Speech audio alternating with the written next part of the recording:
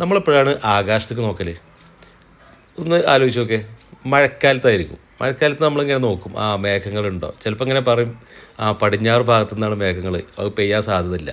അല്ലെങ്കിൽ കിഴക്ക് ഭാഗത്തു നിന്നാണ് മേഘം, ചിലപ്പോൾ പെയ്യും. ഇടവപ്പാതിക്ക് കിഴക്ക് ഭാഗത്തു നിന്നുള്ള മേഘങ്ങളാണ് അധികം മഴ പെയ്യുന്നത്.